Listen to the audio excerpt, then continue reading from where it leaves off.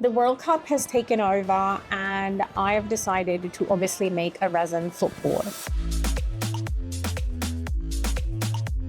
So FIFA fever is everywhere, including I have been possessed, which is why I want to make a resin football, which I will then update as the competition goes on. So I want to make like magnets of all the 48 countries that have qualified to be able to place them on this football, well, on our resin football, and then being able to sort of take them off as they get knocked off. I mean, in theory, it sounds fun. I'm very into it. In reality, it could go into penalties. Luca!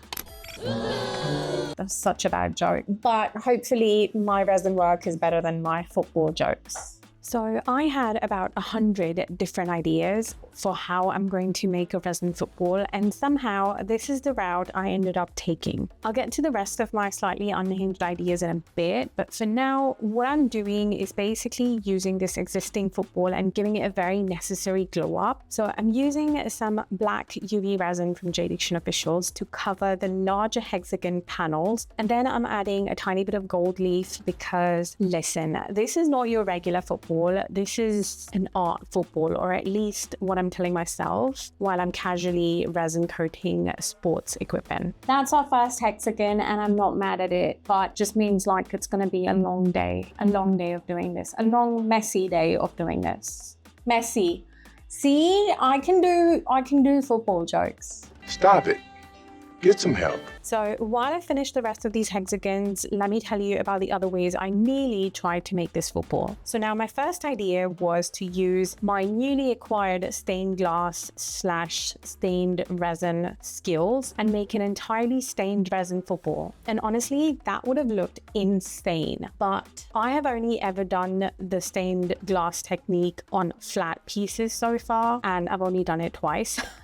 And I don't think I'm ready to jump straight from like flat surfaces to a fully curved 3-dimensional football. I mean, I'll get there. I'll absolutely get there someday. But making an entire football out of stained resin felt less like a next step and more like trying to win the World Cup in my first ever match. So that idea got benched. Then came plan B. I was going to use some silicone putty to mold one of the larger hexagons and one of the smaller hexagons and cast all of the individual resin panels, then attach them back onto the football, and then somehow, before I enclose all of it, puncture and remove the actual football from the middle. So technically we would have ended up with a completely resin made football, and that would have been proper, ambitious, engineering heavy way to do it. Now, because I am still finding the balance with recovering, making art, and not accidentally turning every project into a 3-week endurance test, I could literally already see this becoming a 32 resin panel, a lot of fragile joints, and a very nervous woman trying to punch a football out of the middle of her artwork. Like, it just felt too chaotic. Could it have worked? Maybe, but right now I just wanted to make something fun and ambitious without giving myself a full-time football manufacturing job.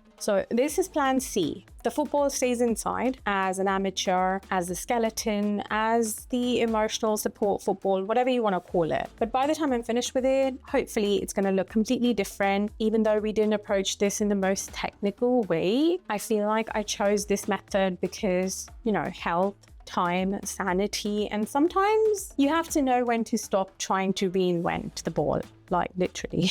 Now, once the resin was on all of the bigger panels, I used some gesso to paint the smaller panels white, and I did have to go over with a good few coats because this ball was very committed to being red. But then I have clumsily taped off our bigger hexagons because I want to spray paint the white areas. I want to do a little marble situation on them. So I'm using my marble spray paint. I'm using the white as well as the black just because I want to give it like depth and dimension. While that dries, I want to start making our tiny hexagons that are going to represent all of the qualifying countries for FIFA 2026. For that, I found these hexagon cookie cutters, and with a bit of UV resin, I'm trying to make these, and we're going to put the flags on these later. But while I was doing this, my marble situation was dry, and I'm not going to lie, I was looking forward to peeling that tape and just revealing the football. Like, it just felt satisfying, and I'm not going to lie, it is looking super sick.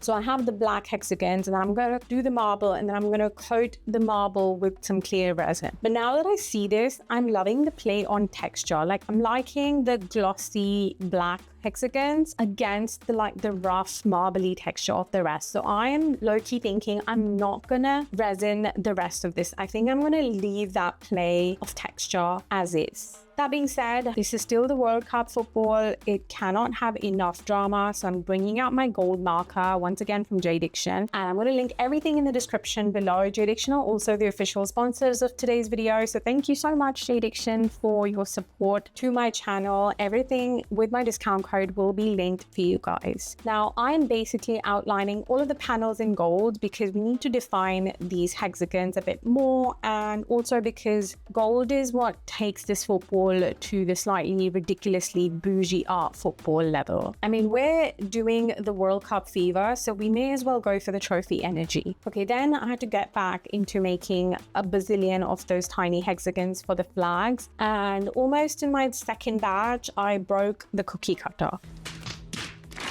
Because apparently even my tools are feeling the World Cup pressure. So now I had to come up with plan B, and I decided to take the few of the hexagons that I did make, glue them down in this coaster, and make a mold of these. So then I can just pour into these and make the rest of these. For making the mold, I'm using this JDiction remeltable silicone. Honestly, this stuff is so handy for such situations, because if you need a quick mold and you don't necessarily need to keep the mold forever, once you're done, you can literally cut this up and remelt it and make a mold of something else. So I love this stuff. Okay, so I have flags of all the countries, I guess. These are stickers I just got off of Amazon. And now I need to go through all of the 48 teams that qualified, mark their flags down, because we're going to use those. So I need to do that. And hopefully I would have learned something on flags of all the countries while I'm doing this, but let's face it, I wouldn't have a clue. Okay, I'm not gonna lie, finding each of the flags, it took me a hot minute. Like, I don't know why, but after a point, all of them started to look the same to me. Really?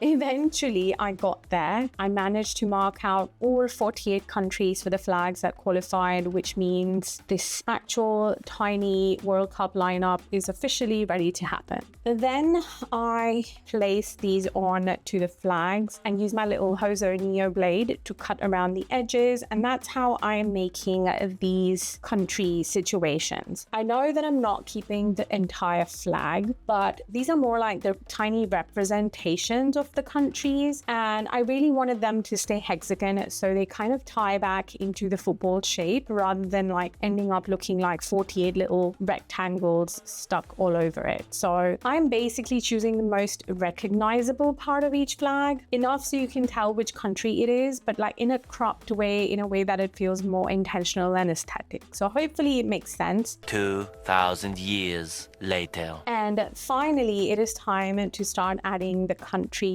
that are still in the tournament as I'm filming this. Now, I did make 48 country pieces, but obviously by the time this video goes live, a few of the teams have already been sent home. So this is the updated version as of me filming this, but I'm gonna be updating this football on my YouTube shorts as the tournament goes on. Every time countries get knocked out, we're gonna update this eventually until we're left with one final winner. Now, as far as the football itself, I think it is a good compromise from my original plan. I mean, yes, I could have taken the full chaos route and tried to build an entire hollow resin football, but this still gives football, it still gives art. It's basically football but bougie, and it was a whole lot less painful. You could technically play with this. There's still the actual football inside, but I feel like after all of this, it looks far too pretty to be kicked around in the garden. So for now, I'm popping it on this gold coaster. Keep an eye on my YouTube YouTube shorts because this football is about to get progressively emptier and emotionally more stressful as the World Cup goes on. And with that, the final whistle has blown on our football project. Let me know in the comments which team you're supporting this year, and I hope your team lifts the trophy, unless they are playing England. In that case, respectfully, I hope not. I hope you've enjoyed this project. I shall see you in the next one, unless I get a red card for covering a football with resin.